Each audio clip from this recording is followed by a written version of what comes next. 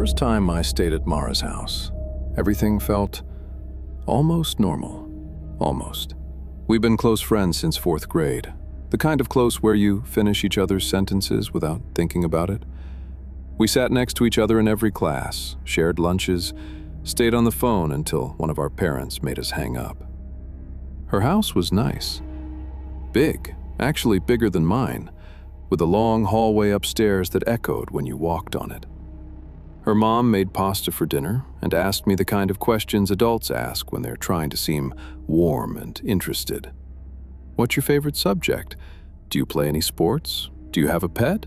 Normal. Comfortable. We went up to her room after dinner and stayed up watching movies until sometime around midnight. Her parents went to bed early.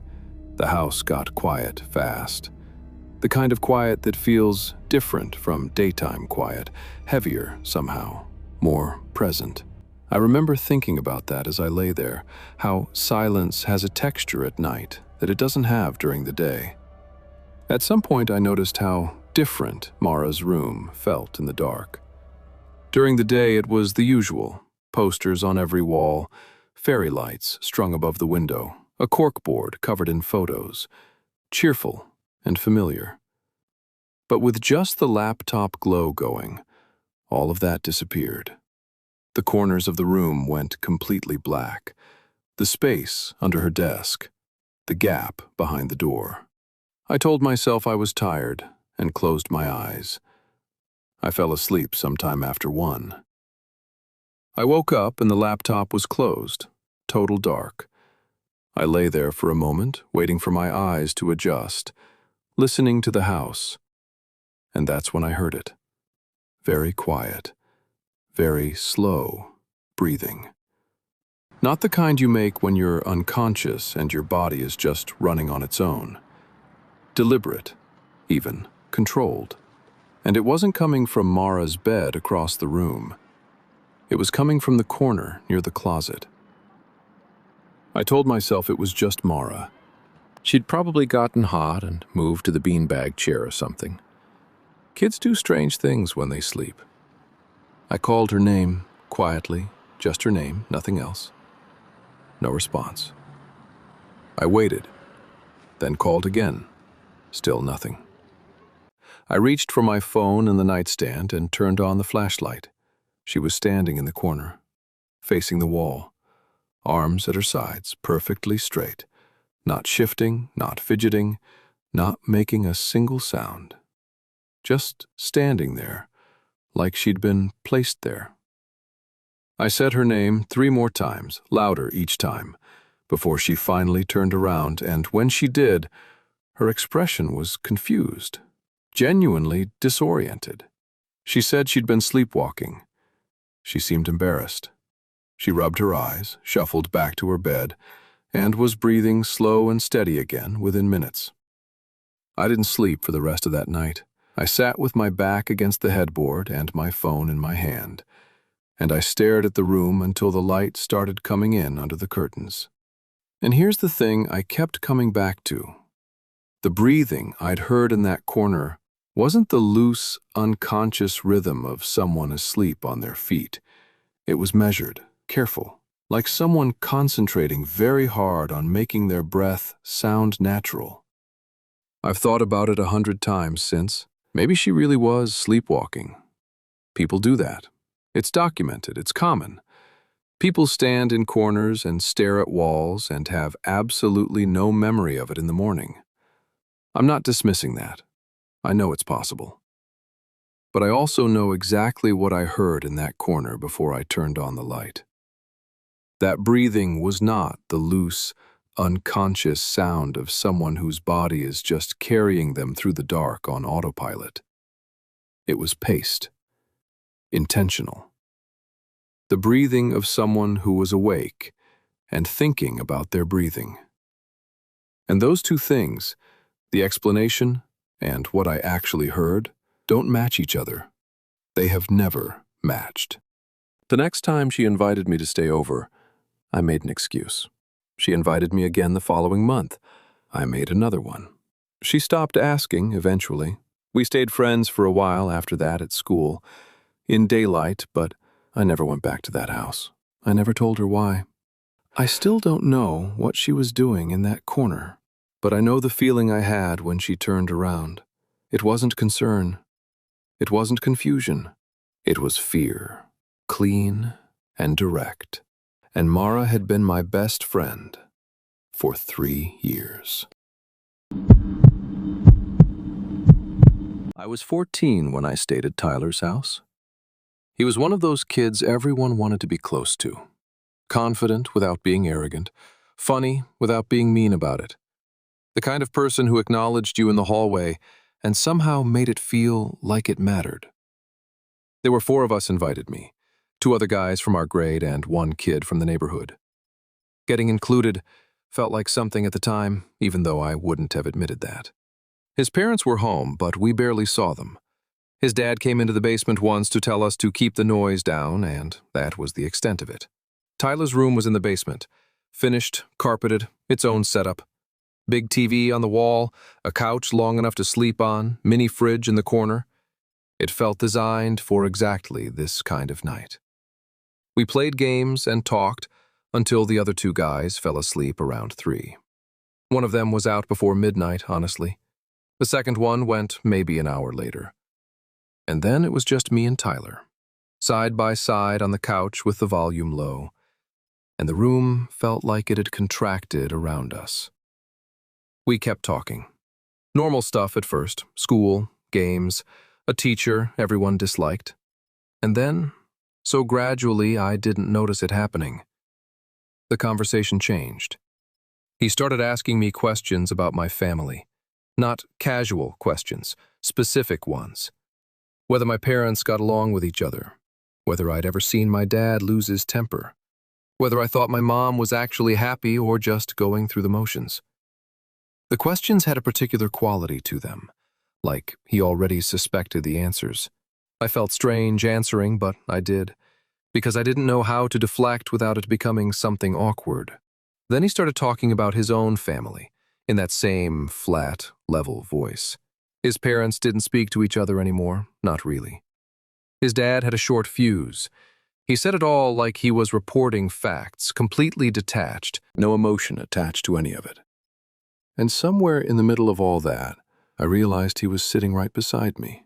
Right beside me. The chair he'd been in across the room was empty.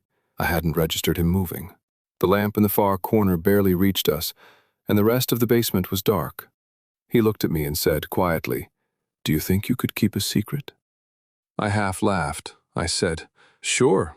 I expected something small, some piece of school gossip, something about a girl he liked. Instead, he told me he'd been watching me for months. Not in a romantic way, he said immediately, almost before I could react, but because he'd decided I was someone who actually understood things. He said most people didn't. He said he needed to know he could trust me before he told me something he'd never told another person. I was 14. I had no framework for what was happening. I told him he could trust me. He never told me the secret. He said, "Not tonight," and smiled. And the smile didn't match the conversation at all, didn't match the weight of anything we'd just said. Then he turned off the light and said goodnight, and rolled over like the whole thing had been nothing. I lay in the dark for a long time. The other 2 guys were breathing slow and steady across the room. Tyler was right beside me, and I knew he was awake. Neither of us moved, neither of us spoke. I stared at the ceiling and waited for morning. He was completely normal at breakfast, easy and loose and funny, the same Tyler as always. He never mentioned the conversation again, and I never brought it up. But for months after that at school, he'd catch my eye sometimes across a classroom, in the hallway, with this small, deliberate expression. Like we had something between us. Like he held a piece of me I hadn't offered him. I understood it later, once I had more language for it. The careful questions designed to create vulnerability. The physical closeness I hadn't tracked. The manufactured intimacy of 3 in the morning and the dark. The secret dangled and then withheld. He'd built the whole thing like a structure. I was 14 and I still felt the pull of it, the feeling of being chosen, being seen, being let in. He'd made me feel trusted, and then used that feeling to take something. Nothing happened that night. I want to be clear about that. But something was taken anyway. Some sense of safety I'd had around people my own age. Some assumption that a sleepover was just a sleepover. And for a long time, I didn't talk about it. Because I couldn't figure out how to explain why something where nothing happened could leave that kind of mark. I still find it hard to explain. But I think most people who've been in a room with someone like Tyler understand it without needing it explained. You feel it before you can name it. The mechanics of it only become visible later, once you've had enough distance to look back clearly. My friend Cassie's mom had offered to have me stay for a long weekend while my parents were traveling. 3 nights. I'd stayed there once before, and it had been fine. Easy, even. Cassie's mom was warm in a way that felt genuine. She made real food, asked real questions, remembered things you told her. I felt comfortable there. I had no reason not to. The first night was completely normal. Dinner, a movie, bed by 10. Cassie's mom said goodnight from the doorway. That was it.